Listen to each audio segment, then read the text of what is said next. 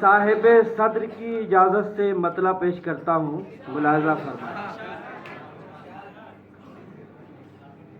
ایک دشت خار زار ہے میرے وجود میں، ایک دشت خار زار ہے میرے وجود میں، مجنوں تیرا دیار ہے میرے وجود میں۔ بہت شکریہ۔ مجنوں تیرا دیار ہے میرے وجود میں، ایک اور مطلب شعلہ ہے یا شرار ہے میرے وجود میں، کیا چیز بے قرار ہے میرے وجود میں۔ شعر ملاحظہ فرمائے کہ آلودہ فغاں ہے میری ایک ایک سانس۔ کیا کہنے ڈاکٹر صاحب؟ شکریہ۔ آلودہ فغاں ہے میری ایک ایک سانس، یہ کون دل فگار ہے میرے وجود میں، یہ کون دل فگار ہے۔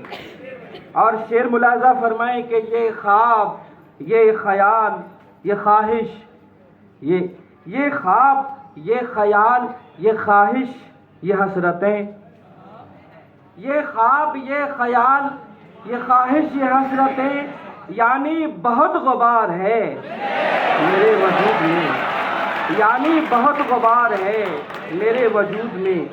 ایک دل کے جس میں تم ہو میرے پاس ہے وہ دل۔ بہت شکریہ۔ ایک دل کے جس میں تم ہو میرے پاس ہے وہ دل، قدرت کا شاہکار ہے میرے وجود میں۔ دیکھو فصیل ہجر کہیں منہدم نہ ہو، دیکھو کہیں فصیل ہجر کہیں منہدم نہ ہو، طوفان انتظار ہے میرے وجود میں، طوفان انتظار ہے میرے وجود میں۔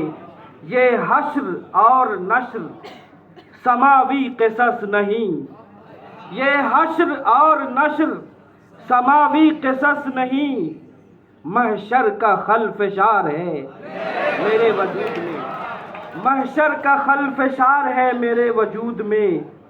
اور ایک شعر کہ یہ ماہتاب دل، یہ میرا لالے جگر، یہ ماہتاب دل، یہ میرا لالے جگر، سب کچھ ہی داغدار ہے میرے وجود میں، سب کچھ ہی داغدار ہے۔ اور مقطع ملاحظہ فرمائیں، خالد مجھے خزانے چمن سے گلہ ہو کیا، واہ!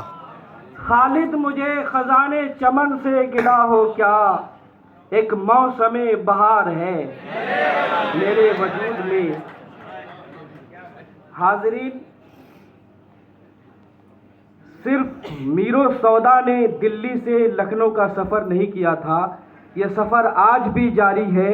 ایک اور شاعر ہے جس نے دلی سے لکھنؤ کا سفر کیا ہے، برادر محترم عمیر منظر صاحب جو نظامت فرما رہے ہیں، ان سے درخواست ہے اپنا کلام پیش کریں۔